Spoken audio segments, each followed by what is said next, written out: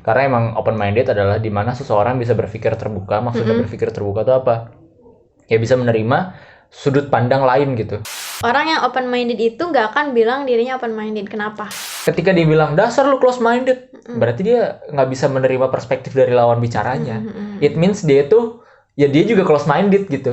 Ketika lo emang beneran open minded, lo emang bisa memahami sudut pandang orang lain dengan baik, lo akan mempelajari itu dulu. Ketika lo udah tahu, oh alasan dia seperti itu, ternyata ada di balik itu ada bla bla bla bla. Jadi pendekatan yang kita gunakan lain, nggak dengan menghakimi.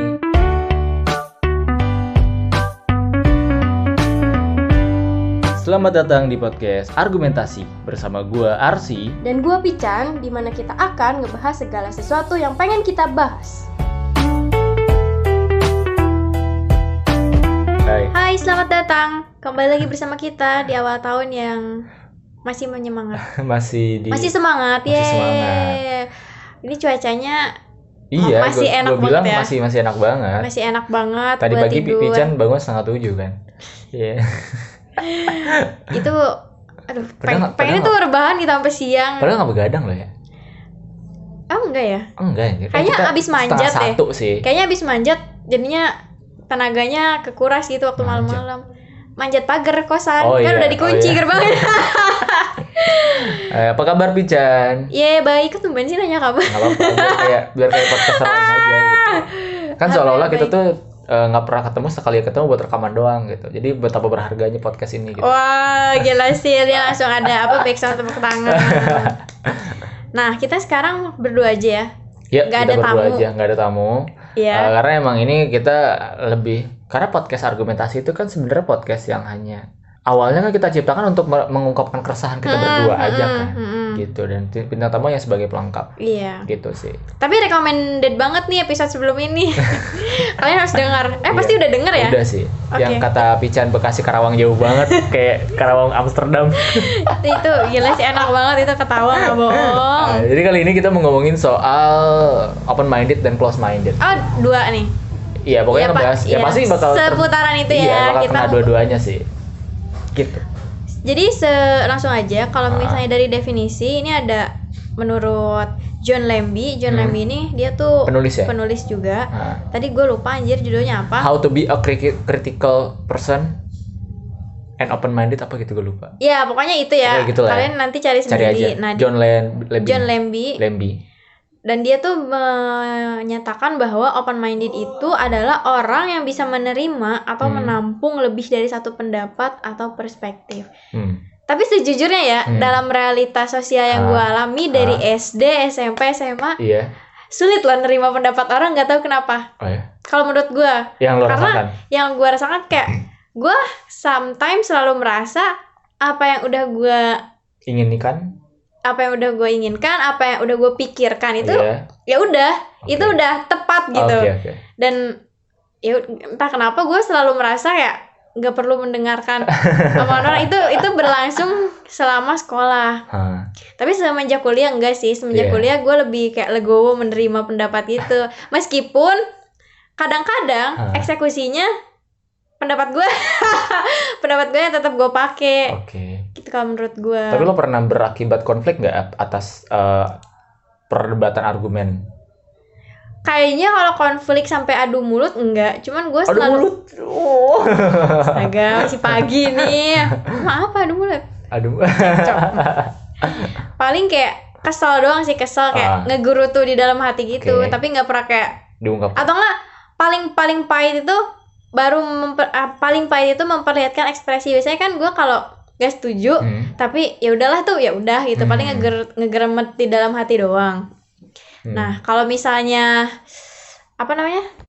nah terus kecuali kalau misalnya gue mungkin lagi bukan capek sih, mungkin lagi mumet. Lu tahu nggak sih euforia ketika debat di kelas itu, kayak ini ngomong gitu kan, kayak kesal aja gitu ngedengernya, nggak satu-satu ngomong. Itu kayak gue udah auto memperlihatkan ekspresi gak enak aja, kayak ih gitu, kayak maksudnya kayak udah kalau misalnya yang gue alami, kalau gue udah gede banget tuh kayak mereka tuh bener-bener mengutarakan ide tuh nggak gantian. Nah itu paling pahit sih. Tapi gue nggak pernah sampai kayak debat gitu, kayak ya nggak harus kayak gini, bener-bener enggak sih.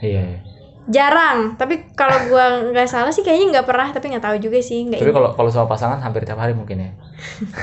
Pasangan yang mana? Enggak, soalnya kan beda karakter orang, beda perdebatan. Kalau sama yang ini jarang debat sih. Lebih legowo ya yang sekarang ya. Ya mungkin masih baru. Iya. Aduh. Mungkin gitu. Okay. Kalau lu sendiri gimana nih mengenal open minded ini? Kita bahas open minded dulu ya. Kalau open minded itu ya gue setuju. Sebenarnya emang setuju dari definisi John Levy ini ya. Karena emang open minded adalah dimana seseorang bisa berpikir terbuka. Maksudnya berpikir terbuka itu apa? Ya bisa menerima sudut pandang lain gitu. Kalau pendapat kan bisa aja satu pendapat atau enggak. Tapi kalau sudut pandang yang lain berarti itu berbeda. Kayak kalau kita ngebahas Soekarno aja misalnya, Soekarno bagi bangsa kita itu adalah seorang pejuang, tapi bagi orang Belanda Soekarno itu penjahat. Ya kan itu kan karena perbedaan sudut pandang. Nah, ya kita jangan langsung misalnya ada orang Belanda yang Soekarno orang jahat misalnya gitu ya. Terus kita kayak enggak, kita malah membalas itu, padahal kita udah tahu bahwa memang sudut pandang kita berbeda gitu. Padahal ya nggak usah gitu. Dan open minded itu ya bagaimana kita bisa memahami perspektif orang, bagaimana kita bisa ketika ada sesuatu yang berbeda pendapat dengan kita nggak langsung menghujat dan membenarkan apa yang kita pikirkan, tapi kita analisis dulu. Ini orangnya karakternya gimana, kenapa dia bisa berpikir seperti ini dan muaranya kemana gitu. Jadi kita bisa memahami juga apa yang dirasakan gitu. Kalau lu sendiri pernah mengalami konflik nggak karena hal-hal seperti ini? Kalau konflik sih sama pasangan sih paling. Oh, itu palingnya sama pasangan? Sama pasangan kalau masalah sudut pandang gitu. Tapi untuk sekarang sih nggak terlalu banyak ya. Karena kalau gue sama pasangan gue tuh sekarang kayak memang belajar untuk bisa berdiskusi dengan kepala dingin gitu. Jadi ketika gue salah, dia menasihati gue dengan kepala dingin, ngobrol, diskusi santai dan sebaliknya gitu. Tapi itu padahal sama satu orang ya. Maksud gue kebayang nggak sih kalau misalnya seandainya ya sudut pandang itu ada banyak gitu. Gimana kita harus benar-benar nerima dari banyaknya sudut pandang ini? Ya itu sih. Apa kalau misalnya sama pasangan karena ada perasaan emosional? Iya kan? Iya. Beda kan kalau sama. Beda.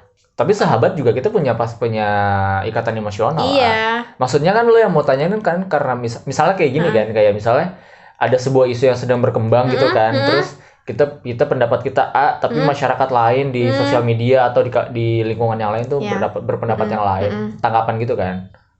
Ya itu sih ya tergantung segimana lu bisa melek literasi sih menurut gua sih.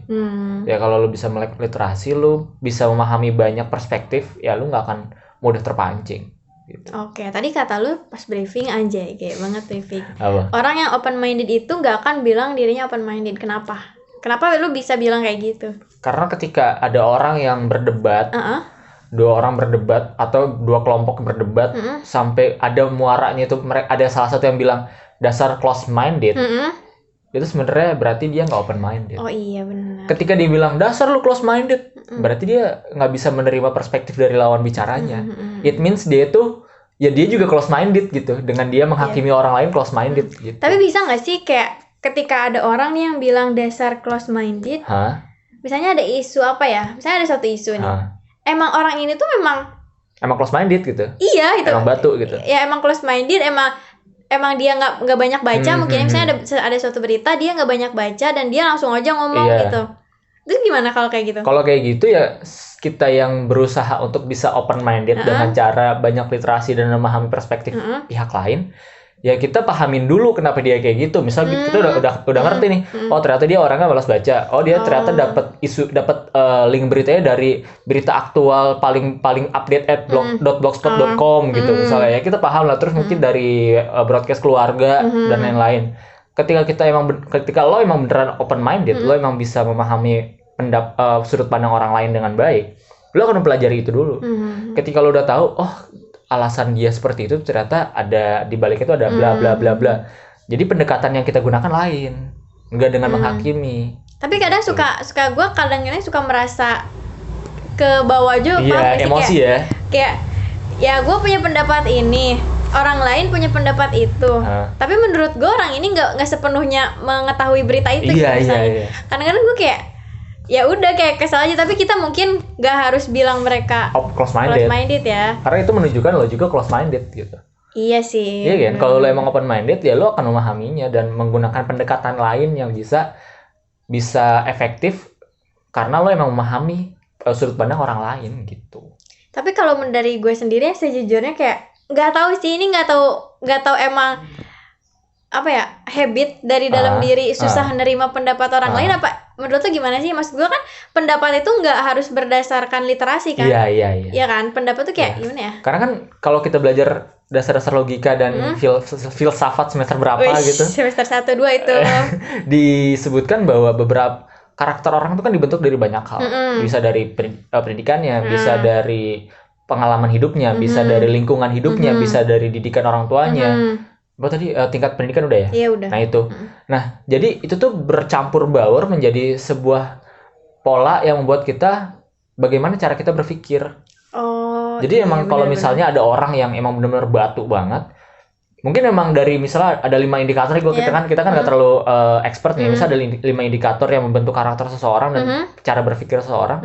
Emang 5-5-nya membentuk orang jadi seperti itu. Ya cara yang bisa mengubah mungkin bisa juga dengan dia dikasih apa tuh namanya? Apa tuh kayak pengertian? Bukan. Les, bukan. Dijatuhin tuh gimana apa namanya? Kejut apa sih?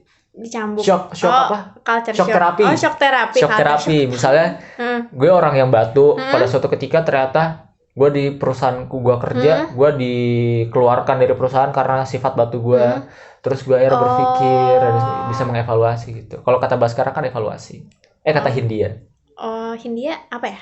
Hindia tuh vokalisnya Fish. Samudra. Apa sih? Bukan, jadi Fish punya vokalis namanya Baskara. Cuman ketika dia jadi solois namanya Hindia gitu. Oh itu penyanyi. Kan lu kemarin baru nonton filmnya. Iya emang, makanya tapi gue nggak tahu itu siapa. Kirain gue, lu tahu nggak sih? Ya ampun maaf ya.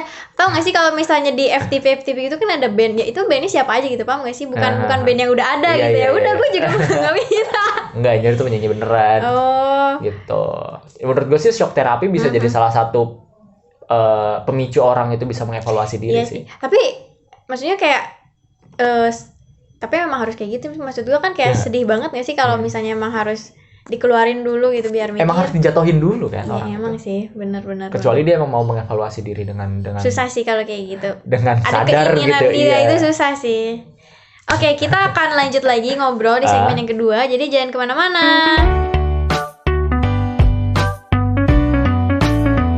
Hai, balik lagi. Iya, sama kita masih di edisi tahun baru. Gue masih excited banget kan New Year Jumi. Emang lo ngapain sih tahun baru kok kayaknya seneng banget? Enggak sih, padahal biasa aja. Cuman nggak tahu tahun ini kayak, soalnya mungkin mau lulus ya. Emang yakin lulus tahun ini? Gili.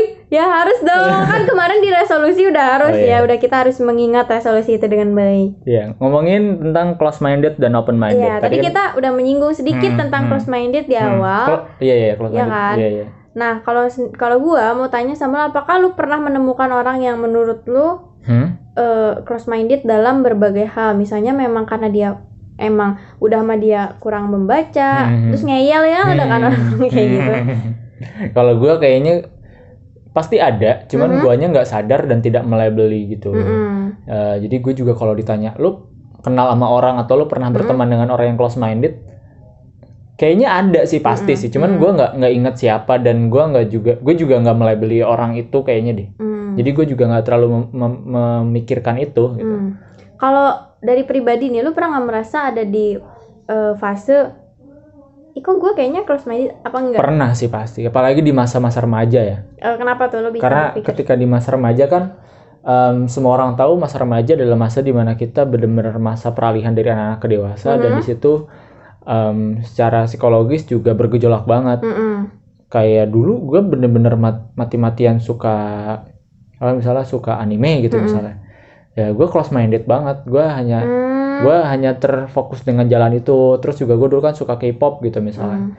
Gue hanya terpaku dalam hal itu gitu sih. Terus kayak gue menganggap musik Indonesia sampah gitu, itu kan close minded kan. Itu bagian dari close minded karena kita memang standar yang gue pegang lain gitu. Standar gue misalnya ya K-pop gitu misalnya kan beda jauh gitu. Dan baik dari segi manajemen, kualitas artis dan lain sebagainya gitu. Dan juga dari sepak bola misalnya gue juga dulu sempat close minded juga. Gitu. Tapi itu jadi sekarang udah nggak terlalu. Sekarang mungkin karena otaknya sudah berkembang lebih baik ya. Iya, jadi cara berpikir kita, gue sih sekarang lebih kompleks sih. Jadi kalau mikirin sesuatu gue mikirin dari sudut pandang dari berbagai hal gitu, nggak langsung mengambil konklusi dengan cepat gitu. Kalau ini, lu pernah nggak sih kayak merasa, lu udah tahu sesuatu nih, misalnya katakan lu udah tahu mengenai gaya gravitasi misalnya, lu udah tahu nih, dan lu udah merasa cukup perihal gaya gravitasi itu segitu. Ternyata ketika lu terjun keluar, ternyata gaya gravitasi itu ada banyak gitu, maksudnya penjelasannya. Lu pernah nggak merasa kayak gitu? Soalnya gue kayak pernah kayak gitu. Itu termasuk close minded nggak sih? Kayaknya enggak. Lu merasa lu udah tahu semuanya, tapi ternyata ketika lu keluar, orang masih banyak yang lebih tahu. Gue pernah baca tweet kayak gini, ketika lu belajar suatu hal baru, ketika lu belajar seminggu pertama, 1 minggu pertama lo akan merasa lo udah tahu segalanya. Sebulan pertama lo akan sadar bahwa ternyata gue belum tahu banyak. Dan 1 tahun lo belajar hal itu, lo akan tahu bahwa lo nggak tahu apa-apa. Itu maksudnya gimana jadi? Maksudnya adalah ketika kita baru tahu belajar sedikit, kita masih excited dan kita udah seolah-olah mempelajari semuanya. Gue udah tahu banyak.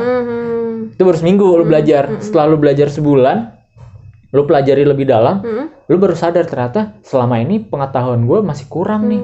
Terus setelah lo menekuni hal itu selama 1 tahun, lo akhirnya sadar bahwa ternyata gue nggak tahu apa-apa. Iya. Karena ternyata masih banyak banget hal-hal yang gitu loh. Gitu sih. Kalau gue kadang-kadang selalu kayak gitu nggak tahu. Selalu apa? Iya, selalu berpikiran kayak gitu ketika gue belajar dikit. Mempelajari sesuatu, gue merasa orang lain belum tahu. Padahal kenyataannya orang lain tuh udah tahu, bahkan lebih tahu dari gue gitu. Gue juga gak paham sih itu kenapa gitu. Iya sih, gue juga kayaknya pernah deh. Makanya sampai sekarang mungkin ketika gue belajar sesuatu yang baru, gue bakal kayak gitu sih. Pasti. Kalau di gue sih mungkin ketika gue merasa close minded ketika itu ya. Ketika misalnya gue tahu tentang kasus ini, terus gue nggak dengerin teman-teman gue ngomongin kasus itu, tapi mereka udah jauh gitu. Iya. Analisanya dalam gitu. Iya, gue kayak kayak gitu. Kalau gue itu, kalau misalnya di circle atau di pertemanan sih sama sih kayaknya nggak langsung melabeli orang ini, enggak. Cuman ketika berdebat sama teman-teman soal sudut pandang sih pasti sering. Paling kayak gitu doang sih. Jadi sebenarnya kesimpulannya orang close minded itu ada? Ada pasti. Ada ya. Dan semua orang pasti pernah mengalami fase close minded. Iya sih, bahkan kalau kata lu tadi, lu pernah bilang musik Indonesia sampah. Iya. Kalau gue sampai sekarang masih, tapi maksudnya nggak sampai bilang nggak bilang sampah gitu. Gue kayak ketika gue harus nonton film, nggak tahu, mungkin entah gue emang irit karena memang irit ya ini, gue lebih baik menonton film di bioskop itu memang film luar film Indonesia. Sama gue juga. Nggak tahu kenapa, sebenarnya kalau kualitas oke lah, sekarang emang kualitas film sedang Indonesia naik sih sekarang film ya, dari segi film. Dan gue pun mungkin sudah mulai menyadari itu gitu, meskipun tetap aja gue lebih condong ke film-film luar. Iya betul. Tapi kalau kita emang open minded, kita bakal paham loh kenapa kualitas Indonesia kayak gitu. Dari segi finansial, support dari pemerintah, pendidikan film yang masih kurang, apresiasi pegiat film yang masih sangat minim gitu. Itu bisa jadi penyebab. Dan buat teman-teman yang mungkin sudah merambah, ketika lo mikir film Indonesia jelek dan lo sudah memikirkan hal-hal itu sebagai penyebab dan triggernya, ya mungkin lo sudah masuk ke fase lo open minded masalah itu gitu. Gitu sih. Iya, kalau sama kayak sepak bola juga gitu. Gue gak selalu sih, beberapa saat menganggap kayak gak keren fans sepak bola di Indonesia, kayak alay gitu. Gue pernah berpikir seperti itu, karena nggak tahu kenapa ya, gue padahal bukan orang luar negeri, tapi gue kenapa bisa begitu sih? Lu paham gak sih kayak? Ya karena standarnya lain gitu. Iya kan, gue lebih mau memperhatikan gimmick sepak bola, ya udah di luar aja, nggak di Indonesia gitu. Apa karena memang kualitas sepak bola kita pada dasarnya memang segitu? Ya rankingnya jauh banget gitu kan. Kadang gue juga kalau nonton acara sport gitu, ketika kan biasanya biasa acara sport 30 menit, biasanya dari awal sampai tengah tuh Eropa kan semua. Dari tengah ke akhir tuh baru Indonesia. Ya gue langsung mindahin sih biasanya. Nah itu ya. Iya nggak sih? Lu pernah nggak sih? Gue pernah, bahkan kalau misalnya kayak kadang-kadang ada kan di acara sport juga bahas kehidupan sepak bolanya kayak pribadinya gitu kan, entah keluarga atau apapun itu gue masih tertarik. Kalau udah orang Indonesia pasti gak kenal. Iya, tapi kalau ngulas pribadi pemain luar masih asik ya. Iya, gue masih penasaran sih. Iya. Kayak gitu. Jadi itu mungkin gue pernah close minded pada masanya ya. Dan sampai sekarang sih gue rasa gue masih close minded di hal-hal tertentu. Tapi lebih ekstrim nggak sih kalau ketika mungkin otaknya belum terbentuk secara kompleks itu mungkin masih ekstrim ya, masih nggak mau menerima. Iya. Tapi jadi... kan kalau kata Albert Einstein, kalau lu merasa bodoh sekarang jangan khawatir. Otak itu berkembang sampai usia 40 kata Albert Einstein. Jadi ketika lu merasa lu bodoh, mungkin pinternya nanti bukan sekarang gitu. Arsi bilang ini di episode kemarin, sekarang bilang lagi. Emang gue bilangnya kemarin? Iya.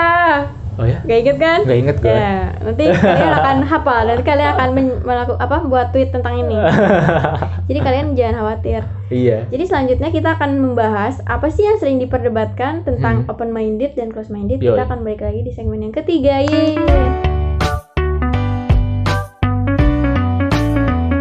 Hai, balik lagi di segmen yang ketiga. Ini anyway ada musik-musik gitu ya? Ya, ini sengaja backsound kita kan di studio.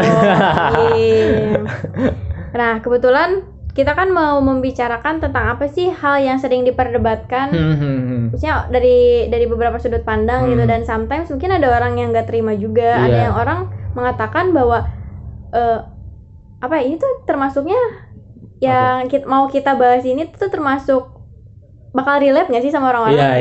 Iya kan? Pasti akan ada orang yang setuju, akan ada orang yang enggak gitu. Dan ada alasannya juga. Jadi kita mau bahas tentang patriarki. Nah, apa tuh patriarki? Apa tuh, Pican? Lah. Oh, gue aja. Oke, patriarki itu. Gue kira lu udah mau jawab soalnya lu kan megang handphone gitu. Jadi patriarki itu adalah sebuah hukum norma sosial tidak tertulis di masyarakat kita mengenai job desk kehidupan dari berdasarkan gender gitu. Laki-laki tuh harus cari kerja, laki-laki harus cari uang, laki-laki harus jadi pemimpin, terus perempuan nggak usah sekolah tinggi-tinggi karena ujung-ujungnya di dapur, perempuan harus pintar masak, pintar beres-beres, perempuan nggak harus kerja, nggak boleh kerja malah, perempuan bla bla bla, laki-laki bla bla gitu. Itu patriarki sih namanya. Oke, itu guys. Nah, jadi itu kan kita udah buka. Kalau lu sendiri pernah mengalami itu, apa lu terlahir dari keluarga yang dibentuk seperti itu? Kalau keluarga gue kebetulan sangat tidak patriarkis. Wah, keren sih berarti itu. Keluarga gue. Tapi ya jadi gue juga emang diajarkan laki-laki juga harus pinter nyapu, laki-laki juga harus bisa masak. Karena keluarga gue menyadari pasti lo akan mengalami masa bujang gitu loh. Nggak mungkin lo masa bujang, kosan lo kotor-kotoran, kamar mandi lo licin, masakan lo masak seadanya gitu-gitu. Di luar dari patriarki ini sebenarnya kayak gitu wajar nggak sih? Karena ya yang tadi lu bilang anak laki-laki akan mengalami masa bujang, yang mana kan itu nggak sama orang tua kan, kemungkinan kan. Masa lu nggak bisa ngapa-ngapain? Iya kan, kayak gitu. Kalau di gue juga entah kenapa kayak nggak kayak gitu. Kalau di lingkungan rumah lu gimana? Apakah mungkin karena di lingkungan rumah tidak memikirkan bahwa adek gue yang cowok tidak akan bujang apa gimana? Gue nggak ngerti, bener-bener kayak nggak ngapa-ngapain. Ada lu tidak ditugaskan untuk melakukan pekerjaan rumah. Oke. Bahkan kayak kalaupun ada, kayak cuman beresin piring sama nilepin baju itu kan gampang banget. Nilepin baju, lipat baju. Itu kan hal yang biasa banget kan. Itu susah banget karena nggak ditanemin dari awal. Sedangkan gue juga ada ngelihat keluarga, dia tuh bener-bener cowok tuh bener-bener bangun pagi, ngepel dan lain sebagainya gitu. Dan ternyata itu hasilnya kelihatan, kebentuk sendiri. Dia tuh menjadi orang yang rajin bersih-bersih, menjadi orang yang rajin bangun pagi. Mungkin orang tuanya sendiri belum tahu itu apa ya, definisi patriarki atau tidak. Iya, emang pengen menanamkan itu aja pada anak. Tapi menurut gue ternyata itu akan berdampak pada itu nggak sih, pada hubungan dia selanjutnya kan. Maksudnya kan anak akan dewasa, akan menikah juga. Dan akhirnya memang benar terbentuk gitu. Kayak ya seperti yang gue alamin, kayak ketika gue kenal sama seseorang, mungkin kan gue kenal sama seseorang nggak sekali, 2 kali. Nah, gue bertemu dengan orang yang mungkin dia tidak mempermasalahkan apapun. Gue mau kerja ya udah silakan. Kayak angan-angan masa depan gitu ya. Terus kayak maksudnya ketika sudah menikah mau kerja ya udah nggak apa-apa, asal ya lu udah tahu kan, intinya kan kita udah tahu kita sudah menikah, kodratnya gimana. Ya udah gitu. Terus kalau gue kan sering bilang ya, nanti kalau misalnya aku ngelahirin yang beres-beres rumah siapa? ada yang menjawab ya udah nanti gantian aku, ada yang jawab barengan kan, masa bisa ngelahirin barengan kan ya. Ya gue belum bisa jalan gitu kan kayak gitu. Nah terus gue bertemu dengan orang, dan lalu gue bertemu dengan orang yang gue harus kerja malah karena emang karena pendidikan bukan di pendidikan rumahnya, karena orang tuanya dua-duanya kebetulan kerja. Dan ternyata dia mengharuskan gue juga, bahkan ketika gue bilang gak aku pengen di rumah aja, itu bercanda doang, gue cuma memancing doang. Dia orangnya kayak gimana, dia menjawab ya kamu kerja aja nggak apa-apa, nanti di rumah ngapain. Oke. Gue sudah gak mau digituin. Tapi emang sebenarnya lu pengen kerja, cuman itu mancing doang kan. Iya, maksudnya kerja nggak kerja gue mah iya aja gitu. Nah gue menemukan itu.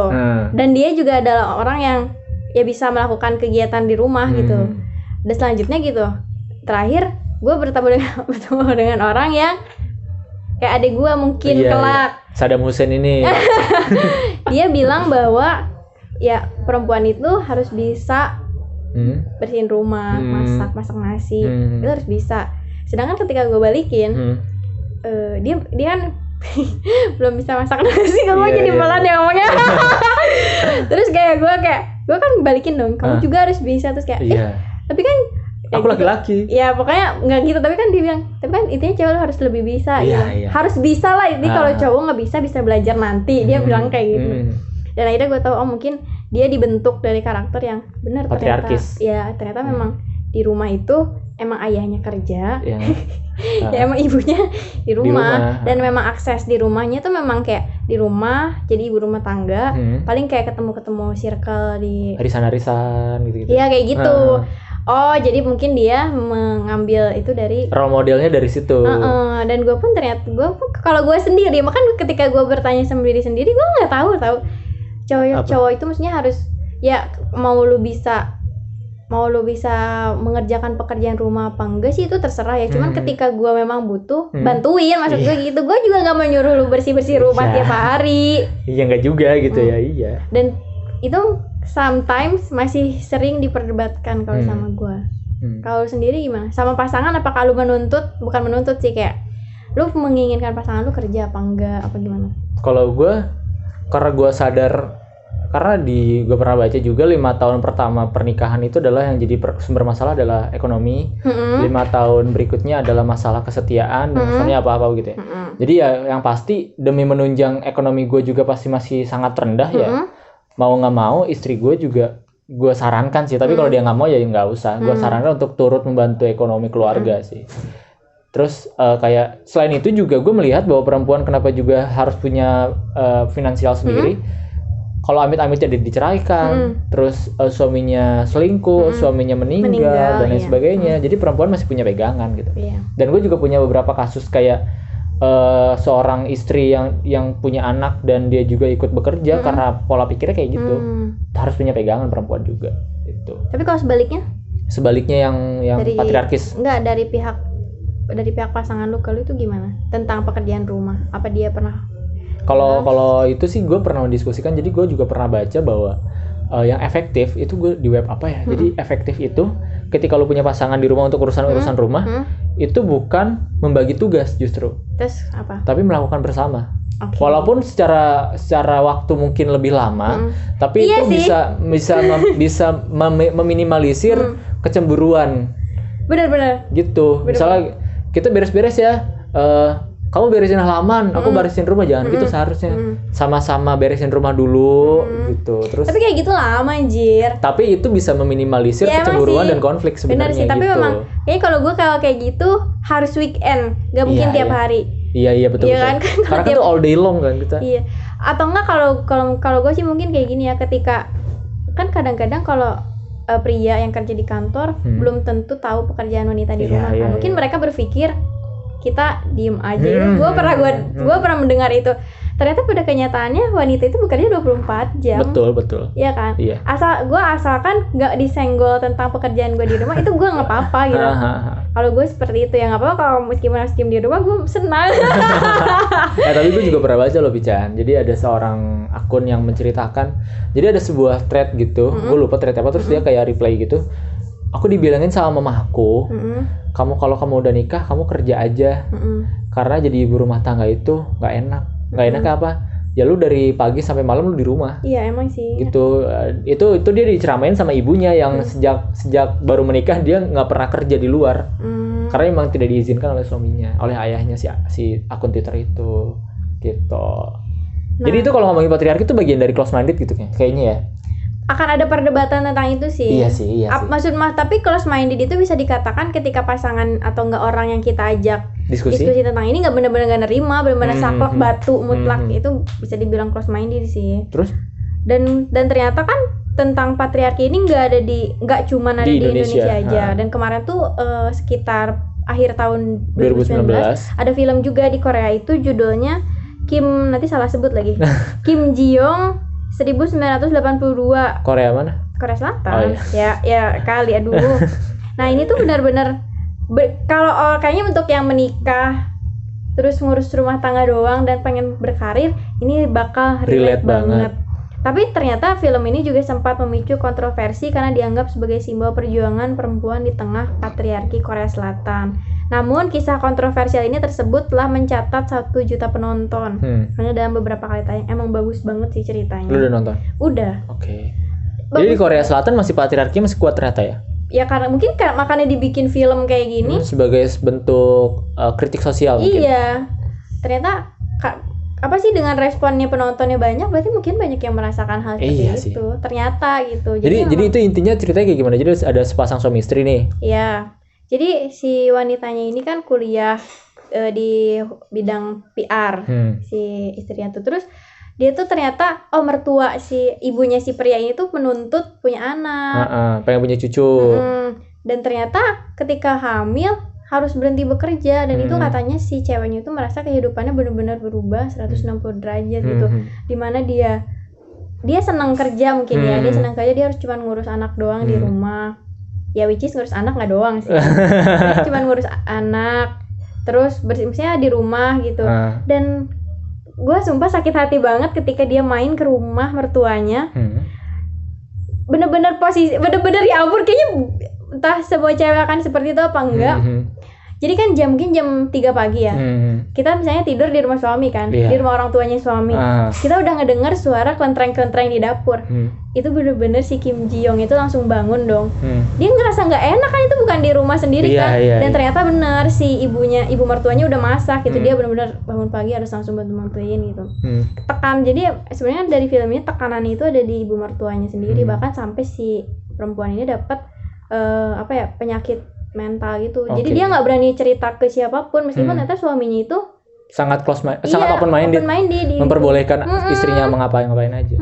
Cuman suaminya awalnya kayak takut capek gitu kalau kerja. Cuman ternyata ya akhirnya jalan ceritanya bagus, endingnya bisa menerima suaminya dan ibu mertuanya juga bisa mengerti gitu.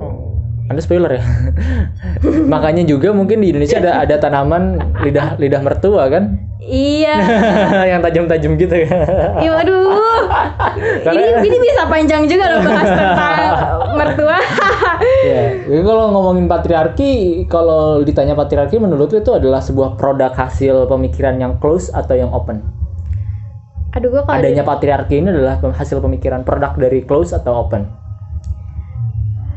Tergantung. Kalau kata gue tadi, kalau misalnya si orang udah dididik seperti itu, tapi ketika udah dibawa ke dunia luar masih tetap kayak gitu tanpa mau menerima upgradean dari dari misalnya dunia kan berubah kan. Iya betul. Siklusnya juga berubah kan. Kalau misalnya dia masih stuck di sini, menurut gue itu close minded sih. Kalau tetap stuck di cewek harus di dapur, sekolah jangan tinggi-tinggi. Itu harus berubah. Itu setidaknya itu wanita bisa sekolah di perguruan tinggi itu udah mulai pergeseran. Iya. Otak orang tua juga udah mulai terbuka. Rata-rata orang tua dulu kan mikirnya sampai SMA cukup. Cuma sampai kesini-sini ada orang tua yang mulai sadar kok. Jadi pasti pikiran orang harusnya berubah ya, bergeser lah. Bergeser ya. Nggak berubah, nggak bergeser. Jadi menurut lo patriarki adalah produk hasil pemikiran yang close? Kalau menurut gue enggak. Enggak juga. Yang close-nya itu ketika dibawa keluar, mereka nggak mau tahu. Oh iya. Menurut gue gitu. Oh iya betul. Emang kalau menurut lu close? Menurut gue sih pada masa lalu Enggak. Itu open karena mungkin memang sistemnya harus berjalan seperti itu. Tapi kalau diterapkan secara saklek di saat sekarang, nah itu maksud gue. Diterapkan secara saklek di saat sekarang itu bisa dikatakan close. Iya, itu menurut gue. Iya gitu. Oke. Cukup sekian. Jadi paham ya. Jadi buat teman-teman mungkin bisa juga sharing tentang close minded, open minded dan perdebatan apa sih selain ini ya? Karena kita kan concernnya di sini. Mungkin ada perdebatan lain yang cukup cukup hype di sosial media tentang apa gitu. Jadi konklusinya apa nih Pican ngebahas close dan open? Konklusinya sih menurut gue kita tuh sebisa mungkin dari sejak dini ya sudah menjadi orang yang open minded sih. Maksudnya open minded tuh kayak apalagi kalau misalnya seandainya nanti punya anak, emang si anak itu harus sudah diajarkan menerima pendapat orang lain. Karena emang ketika kita nggak diajarkan, kita akan selalu batu. Iya, selalu batu. Dan itu kan orang yang batu itu susah diterima di dalam lingkungan tim gitu. Iya. Menurut gue gitu sih kesimpulan. Jadi kalau misalnya kalian mau jadi open minded, nggak perlu kalian bilang kalian open minded, kalian perbanyak literasi aja gitu. Kalau kalian suka menjawab pertanyaan, jawab aja pertanyaan di Quora. Nah, gitu. Kalau menurut gue, kan tadi lu udah ngebahas soal bagaimana cara mendidik ya. Jadi gue geser ke generasi kitanya aja. Menurut gue fenomena yang sekarang ada itu orang-orang menjadi open minded hanya ketika ngebahas yang mereka suka aja. Iya benar. Ketika ada sesuatu yang bertentangan sama dia pasti bakal mencela. Tapi dia ngaku dia kalau open minded gitu, dan dia akan menjudge kaum yang lain itu sebagai lu close minded. Padahal dengan dia melontarkan kalimat seperti itu berarti dia juga close minded gitu. Bener banget. Udah kali ya gitu aja. Ini udah segitu aja. Lama banget. Terima kasih yang udah dengerin. Jangan lupa juga buat selalu stay di sosial media kita. Jangan lupa juga buat share, upload di Instastory teman-teman. Semoga bermanfaat. Udah sih. Bye. Gua Pican pamit. Oh iya, gua Arsi pamit. Bye bye.